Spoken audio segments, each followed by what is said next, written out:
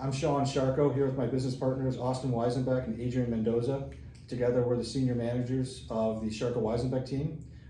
With other team members and our support staff, we are one of the most active retail teams in the upper Midwest, specializing in both single tenant and multi-tenant shopping center sales. We're joined here today to talk and give a little feedback on what we're experiencing in the first quarter post-COVID, or the COVID recovery, if you will. And I think it started off fairly normal. Cautious optimism coming into the market, but in the last 60 days, things have changed. Austin, what have you been seeing? Yeah, I'd say 60 days is a perfect time frame to focus on because it's been some of the most active of my career.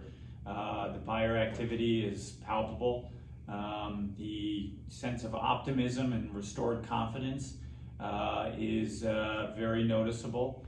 And I think that, over the coming months, as more people do get vaccinated, the weather changes, we're just going to see a continued increase in activity. Yeah. I think most people think a lot of activity is geared just towards very predictable income streams like single tenant credit deals, or maybe 2 or 3 credit tenant deals like a Chipotle anchored center that we just sold. But Adrian, you're experiencing activity in a whole different sector that we haven't seen velocity this high in. Yeah, we're seeing high velocity in the B and C shopping centers. Those properties that are unanchored, we're getting a lot of buyer demand. What always surprises me is just where those buyers come from. Just as an example, we are selling a property in Highland, Indiana, larger price point, over 12 million. And that buyer, we found him based out of Toronto, owns a couple properties here in the States, and he's just looking for yield. So the buyers are out there. So when you talk about yield, is yield dictated just by cap rate, or is it also the combination of using the availability of debt combined with the cap rate to get a high leverage return? Oh, it's the debt, no question. When we're selling a lot of B and C centers, those are typically trading at 8+% cap rates, and you get debt in the low 4s. That's a 400 basis point spread. That's a very, very healthy yield. So Cash and cash returns, 14, 15%. 15% very regularly. Wow. And I think a lot of that is because of the debt. We're seeing a lot of new buyers in the market. I mean, we've been at this now as a team for over a decade. And I don't know about you guys, but I'm seeing probably new buyers that we've never encountered before, but are finding. I'm seeing more of them enter the market right now than maybe ever in my career. Same. I think what I'm also hearing is a restored confidence in operations. I mean, I quite often hear people, of course they want to know what happened during COVID, but a lot of people are in the mindset to say, if this tenant survived the past 12 months, they can survive anything. Yep. And then you combine that with maybe you do still have a couple weaker tenants that are still figuring things out, but you have a 14, 15% cash on cash. If you do lose a tenant, you're still in the 10 to 12% cash on cash range, which is a great yield in today's environment. You guys hearing the same? Yeah, 100%. One of the things too that I think is driving a tremendous amount of activity, and this is maybe more geared towards taking it away from B and C and maybe bringing it to A. A is A quality property, whether single tenant, multi-tenant, is always active. But I'd say, and this is a bit reminiscent of what we saw after the Great Recession, is a lack of new construction. And we're seeing tremendous activity on the few new construction properties that we are working on because tenants understandably stopped expanding, developers stopped developing when COVID hit. Perfect example is a Chipotle center we just sold in Lockport, where Low 6 cap rate range. Low 6 cap, over list price, 4 offers, very competitive. Yep.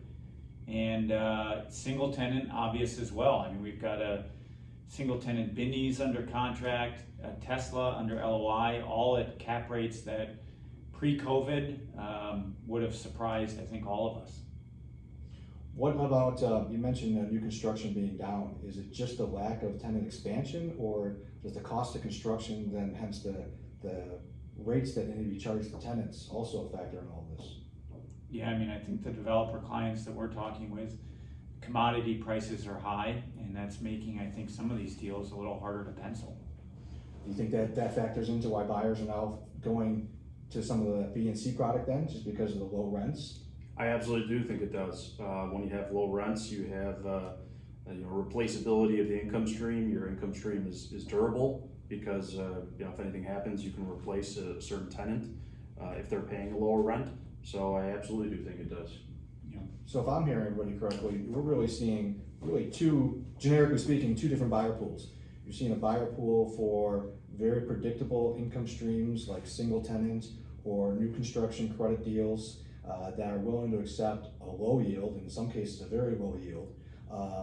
And then on the other side, you have guys who are looking for risk-adjusted returns who are willing to take a little bit of chance that retail has recovered and the tenants are healthy again, but they're doing that with using leverage and debt to get a really big spread. Exactly. Yeah, I'd say it's very accurate, but obviously every property is different. But I'd say from a more macro perspective, this is an incredibly active time, and personally, I'm very optimistic about the next, at least 6 months, certainly the next 3, because I think there's going to continue to be a lack of product in the market, and that is going to be the #1 driver for this increased activity that we're seeing. Agreed. Well, no two properties are the same. That's one thing that we've always known. I think that's amplified today. Different tenant mixes, different credit. So each property does need to be evaluated on its own.